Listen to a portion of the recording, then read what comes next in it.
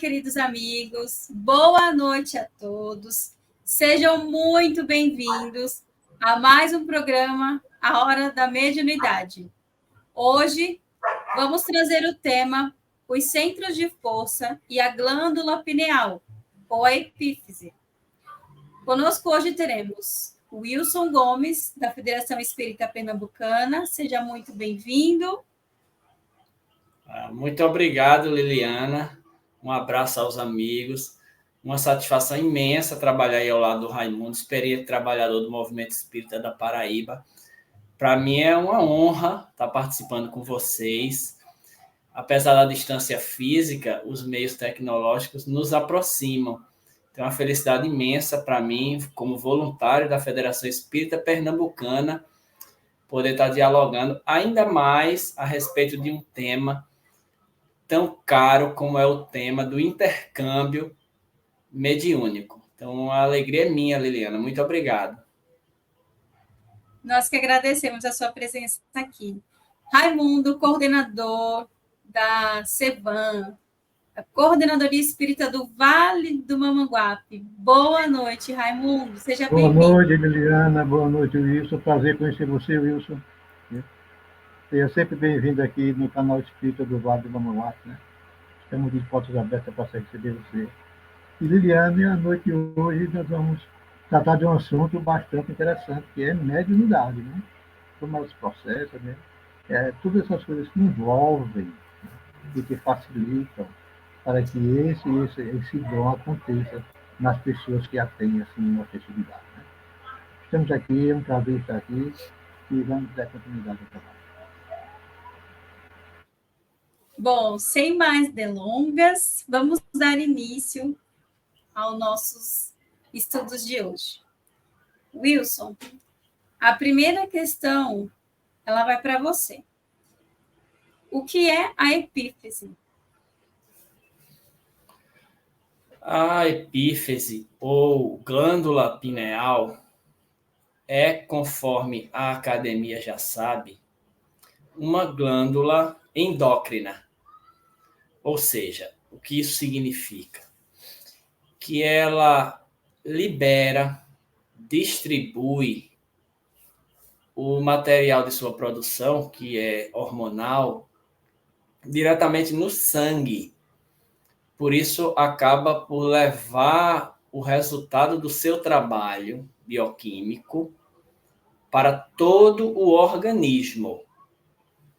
Contudo, o que deixou André Luiz assustado quando esteve com o benfeitor Alexandre na obra Missionários da Luz foi descobrir que, além desta função hormonal, como as glândulas endócrinas, a epífise segrega, segundo Alexandre, e, consequentemente, distribui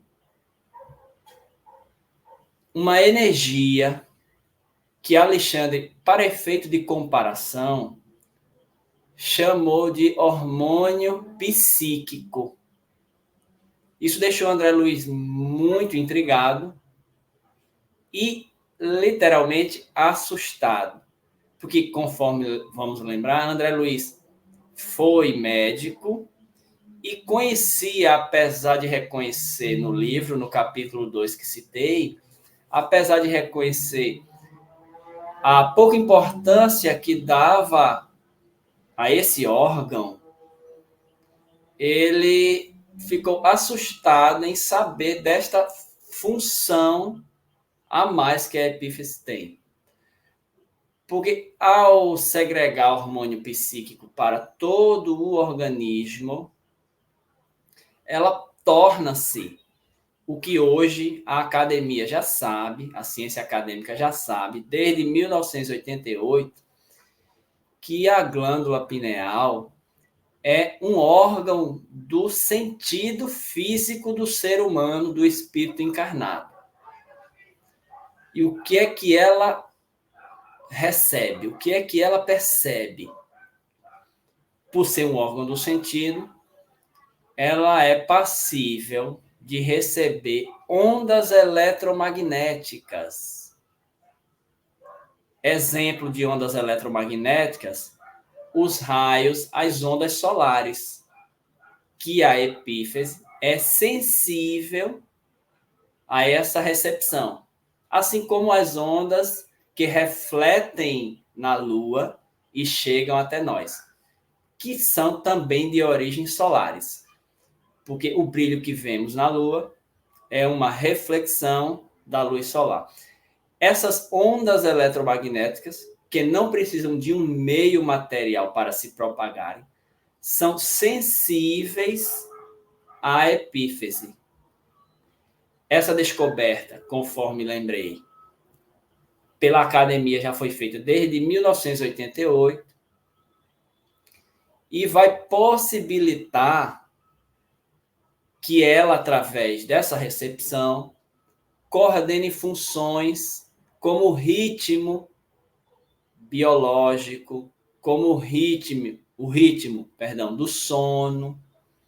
Então, a glândula pineal, ela, por ter essa possibilidade de recepção de onda eletromagnética, ficará passível da recepção de uma energia que vem para além das frequências comuns que conhecemos.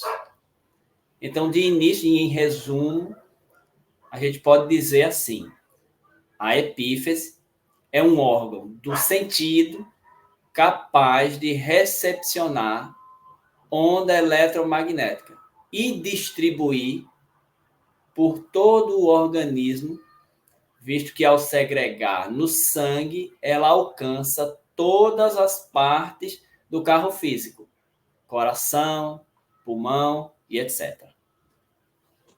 Muito obrigada, Wilson. Raimundo, próxima questão é para você. Como absorvemos os fluidos cósmicos? Vou fazer aqui uma ilustração. Na Índia, né, é costume aquelas pessoas usar um sinal frontal aqui na testa, né? Diz que é para significar o terceiro olho, né? Que essa glândula mineral seria um terceiro olho, né? Conforme a crença dele. Né? Isso pode ter até um fundo de verdade, né? Porque a gente não sabe tudo, então muitas coisas que já existem na antiguidade e já se conhecia, né? Hoje a gente está descobrindo através de vários meios. Mas a pergunta é como absorver os fluidos cósmicos, não é isso? Veja bem, nós vivemos de nutrição, nós nos nutrimos para manter o corpo físico, então a gente se alimenta e o organismo, através do nosso estômago, vai fazer a digestão e aí vai separar os elementos, vitaminas, sais minerais, e o sangue leva para as partes do corpo que precisa disso aí. Mas além dessa nutrição física, né, existe uma outra nutrição que vem através dos raios cósmicos, né? Tem até uma passagem evangélica que Jesus diz assim, quando os discípulos pedem para ele comer, ele diz: olha, eu tenho um alimento que vocês não conhecem, né? Que é fazer a vontade do meu Pai, né? Talvez Jesus pudesse estar se referindo, né, a essa alimentação dos raios cósmicos que vêm do Sol, das outras estrelas, do universo, dos planetas, né? E a gente, conforme a André Luiz, por minuto recebemos bilhões de raios cósmicos na nossa estrutura, né? Corpo, perispírito e espírito. E o perispírito possui os seus centros de força ou centros vitais, né? Que esses centros de força, eles absorvem toda a energia cósmica e essa energia cósmica é transferida para o nosso corpo através dos plexos. Tem plexo solar, a gente está acostumado a ver, né, na literatura se falar em plexo, né? E antes eu não compreendia direito, a gente diz plexo, aí chamava centro de força, mas há uma distinção. É porque os centros de forças estão sediados no perispírito. E os plexos é a sua projeção que está no corpo físico. Então, o perispírito é quem recebe os fluidos cósmicos. Estes centros de força absorvem, né? absorve e transfere ele para o corpo físico e faz a nutrição energética para nós, né? Que nós somos energias, né? Essencialmente somos energia. Então, esses raios cósmicos, eles estão constantemente sobre nós. E o perispírito tem essa função de recebê-lo, né? Codificá-los, transferi-los, fazer tudo para que ele possa contribuir com o nosso organismo físico. Porque para cada centro de força existe um plexo. Né? Eles estão alinhados, né? Um está se comunicando com o outro. Então, é assim que se processa, de acordo com a literatura que já foi disponibilizada por André Luiz e outros estudiosos do assunto, como é que se processa e como é que se assimila os raios cósmicos. Né? Mas eu gostaria de abordar um assunto aqui também que tem alguma coisa a ver com isso. Tá? O nosso planeta, nós temos um cordão magnético, né? Um cinto magnético em torno do nosso Equador, que protege o nosso planeta dos raios cósmicos e outros raios que vêm de todo o universo, né? Que é chamado cinturão de Van Allen, que foi o cientista que descobriu. E esse cinturão, descobriu-se que ele, quando os raios solares, as tempestades solares vêm para o nosso planeta, ele tem a função de dispersar para o espaço, né? E deixar aqui só o que a gente precisa para a nossa manutenção. Acontece que esse cinturão, né, chama de cinturão porque é assim que está na literatura, né, descobriu-se que ele tem uma abertura, ele tem um buraco em uma determinada região. E por esse buraco, muitos dos raios que vêm do Sol, que vêm do universo, penetram nele. E onde é que está esse buraco? Aí em cima daqui da América do Sul, principalmente em cima do Brasil.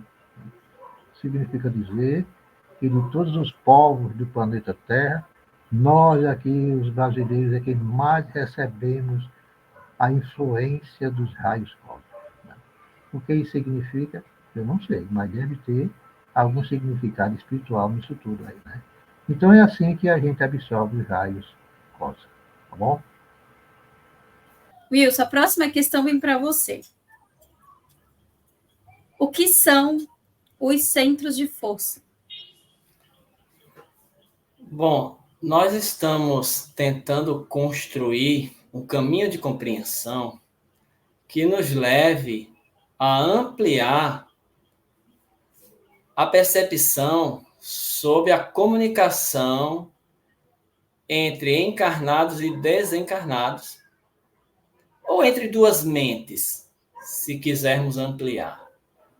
A famosa comunicação mediúnica, que pode ser feita entre vivos, conforme o Livro dos Espíritos, o Livro dos Médiuns nos ensina. Erasto diz no Livro dos Médiuns que toda comunicação passa, todo o fenômeno mediúnico de intercâmbio passa necessariamente pelo perispírito, não sendo, portanto, possível fazê-la sem a presença deste. Hoje sabemos, à luz das informações que nos chegam das obras de André Luiz, da medicina hindu, que este perispírito é um corpo biológico, embora não tenha a biologia que conhecemos no plano dos encarnados. Mas por ser um corpo biológico, tem também a sua funcionalidade. Os chakras, ou os centros de força, nos ajudam a entender como este corpo do espírito, que Allan Kardec chamou de perispírito, funciona. O que é que os chakras fazem? Ou os centros de força, repito. Eles são capazes de decodificar o tipo de onda que chega até o espírito encarnado. Vejamos. O que é isso? Vamos tentar entender o que é isso. Kardec utilizou, para efeito didático, a divisão da matéria em dois campos, em duas áreas. Chamou uma de mundo espiritual, que sabemos ainda ser, toda a sua mecânica é material, embora de uma matéria que a gente não conheça, não alcance, dada a limitação dos nossos sentidos e dos instrumentos científicos acadêmicos, e o plano físico.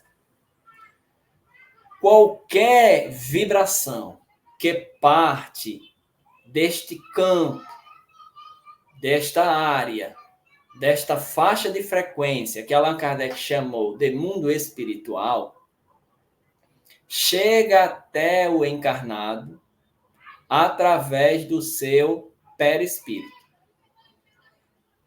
que tem os tais centros de força e que precisam fazer a decodificação desse sinal, para que alcance, conforme nosso amigo Raimundo falou, as zonas nervosas do carro físico, através dos plexos, que seriam assim espécies de centrais nervosas do organismo biológico material.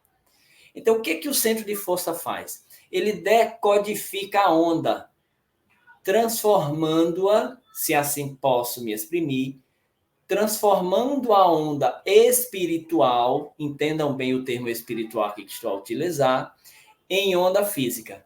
Uma vez que essa onda é decodificada, ela pode ser recepcionada pelo sistema nervoso do indivíduo, porque ela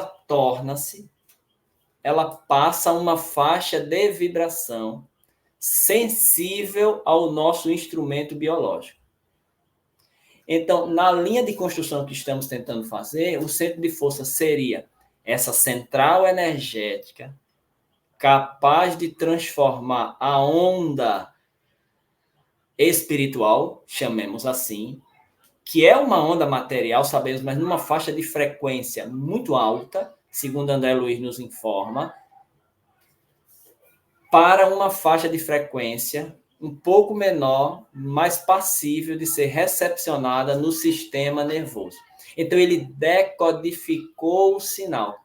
Foi por isso que Erasto, ainda sem os elementos que temos hoje de conhecimento, disse que não seria possível fazer intercâmbio mediúnico sem perispírito, porque, logicamente, ele já sabia da necessidade dessa transformação, dessa decodificação, se vamos, para a gente poder fazer uma analogia provavelmente muito distante do que realmente ocorre, de sinal. Então, imagine que o centro de força é aquele aparelhinho da televisão por assinatura que fica embaixo da tua TV, que recebe a onda em uma faixa de frequência e que a transformará em uma onda passível de que a gente enxergue imagens e som. Então, o centro de força seria aproximadamente, para uma comparação eletromagnética, este. E aí nós temos alguns no organismo ligados a algumas zonas físicas do corpo físico, executando esse trabalho. Então, acho que, em resumo, dá para a gente ter uma ideia do que seria o centro de força. Em linhas gerais, nós temos 7. A gente tem o coronário, a gente tem o frontal, conforme a figura mostra, o laríngeo, cardíaco, esplênico, gástrico e genésico. Cada um deles, perceba, ligado a uma zona do corpo físico, fazendo, dentre outras coisas, o que eu estou chamando a atenção, essa transformação, essa decodificação de uma faixa de frequência para outra. Tanto das faixas de frequência maiores, as advindas do mundo espiritual para o corpo físico, como levando as impressões do encarnado para outra faixa de frequência maior. Então, é através deles, e aí o coronário vai se destacar, porque, segundo André Luiz diz, em Evolução em Dois Mundos, no capítulo 2, é um chakra que está conectado, ligado diretamente à mente do espírito encarnado. Ligado diretamente à mente. E se a gente quiser continuar a analogia, Emmanuel, na obra Pensamento e Vida, diz que a mente é a sala de gerência do espírito. Então, vejamos, se a gente une as duas analogias, eu tenho na sala de gerência um decodificador transformando ondas de uma dimensão para outra, da dimensão espiritual, conforme nós espíritas chamamos, para efeito didático, para a dimensão física. E ela será naturalmente recepcionada pelo sistema nervoso do medianeiro. Eu gostaria de especificar um pouco mais sobre a importância de cada um deles. Eu tenho um livro aqui, eu vou fazer uma leitura breve de cada um deles, só para ficar mais do que claro do que o Wilson trouxe para a gente agora, tá bem? Então, vamos lá. Os centros de forças mais importantes, como o Wilson colocou aí, nós temos 7. O coronário, lá em cima na cabeça. Da região central do cérebro, no alto da cabeça, recebe, em primeiro lugar, os estímulos do espírito. Supervisiona os demais centros de força vital, liga os planos espirituais e material. Segundo, o frontal, ou cerebral, na região da fronte, na testa. Exerce influência decisiva sobre os demais centros de força vital, sendo responsável pelo funcionamento do sistema nervoso central, os sentidos físicos, e dos centros superiores do processo intelectivo. O laríngeo, na garganta, regula os fenômenos vocais, a emissão da voz, inclusive as atividades das glândulas timo e tireoide. O cardíaco, lá no coração, responsável pelo funcionamento do aparelho circulatório e pelo controle da emotividade.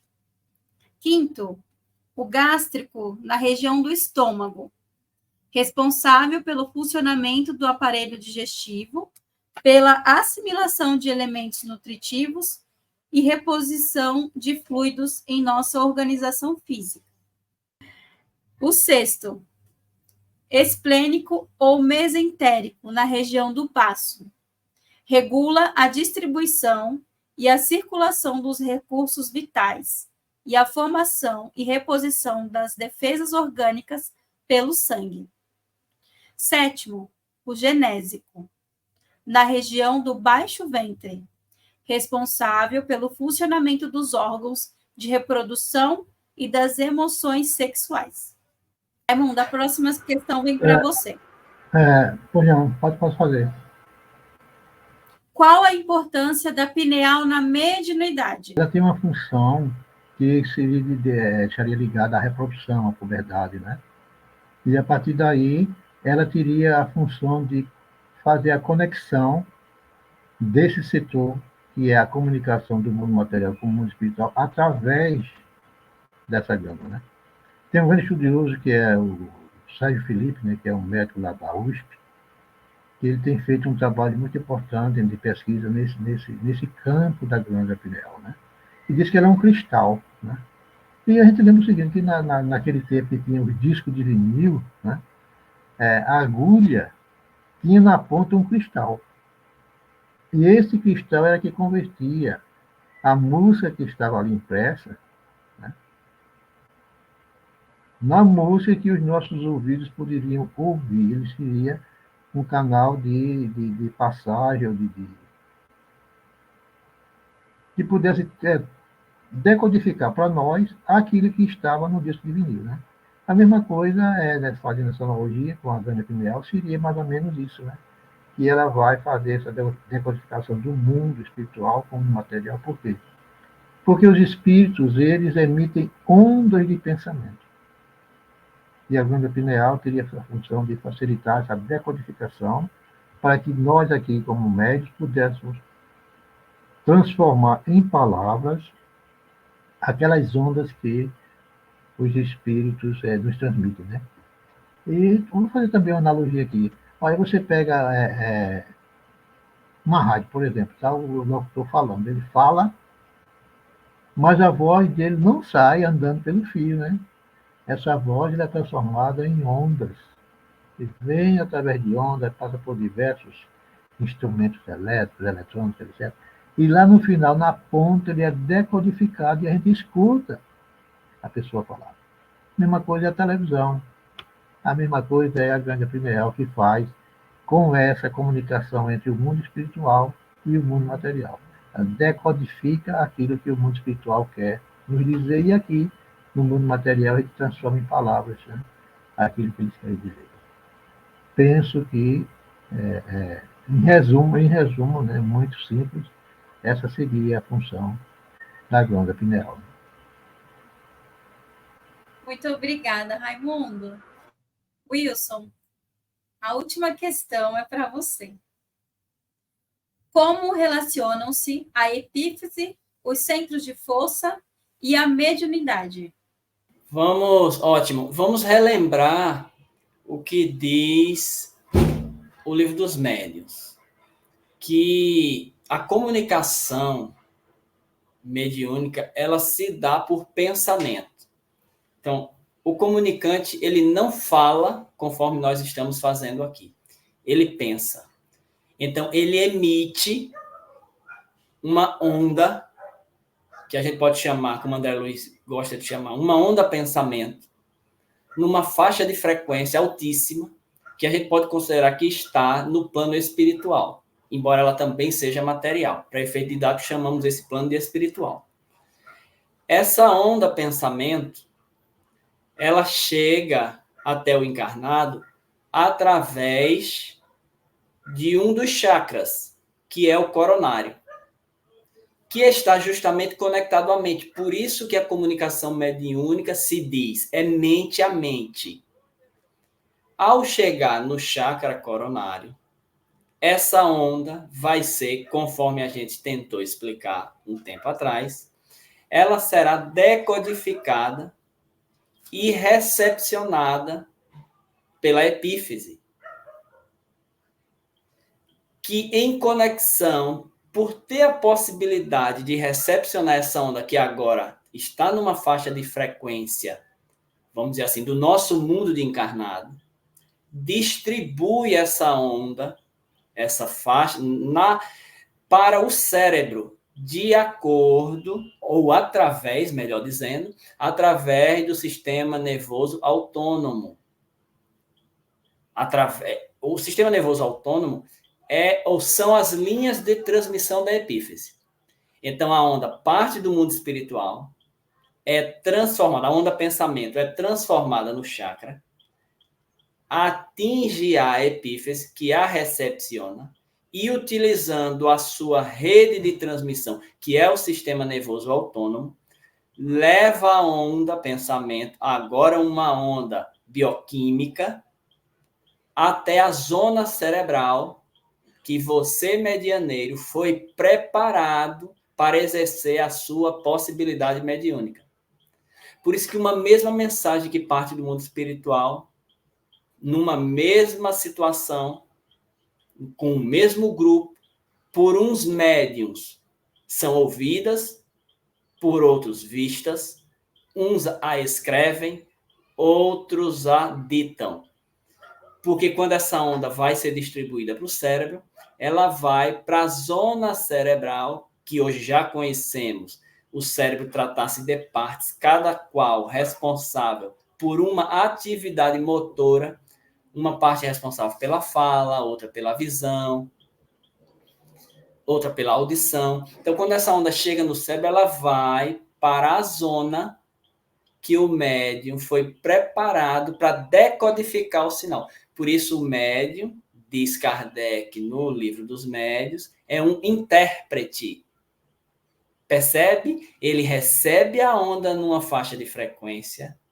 Depois de todo esse trabalho automático, que ele não pensa para fazer, ele precisa traduzir esse sinal agora em palavras, escrevendo, em imagens.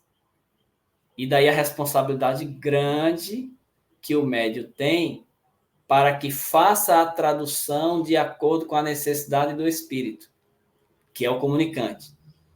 E que não precisa o medianeiro mais do que o trabalho de traduzir, eliminando com isso os tiques nervosos, as representações corporais que, por vezes, pretendem somente mostrar a sua mediunidade para os que participam, como se fosse uma espécie de carimbo de que ele é médium. O trabalho é mental, passa por uma decodificação de sinal, mas necessita da interpretação do medianeiro na ponta. Esse é o trabalho de dedicação, de abnegação, de renúncia que o médium precisa fazer. Por isso, necessita estar harmonizado. A gente ouve muito isso dentro da doutrina espírita. Ele precisa estar harmonizado, porque os centros de força que mostramos há pouco, eles não trabalham sozinhos.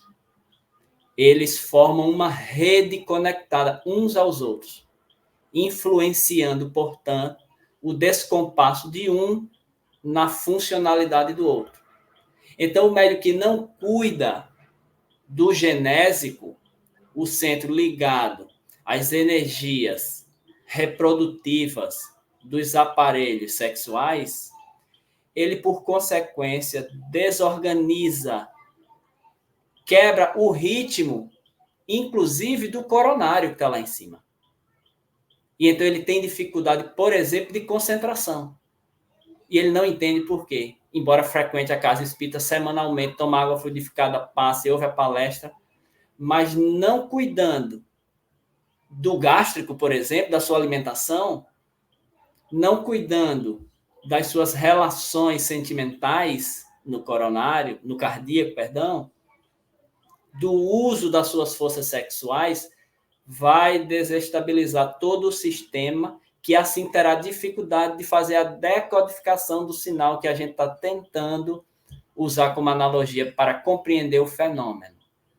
E então é por isso também que Kardec diz assim, olha, a faculdade mediúnica é orgânica, porque depende de toda essa aparelhagem fisiológica, da qual é o medianeiro responsável por cuidar.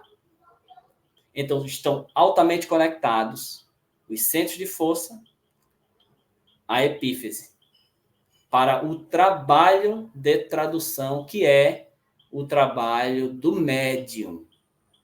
Tá bom?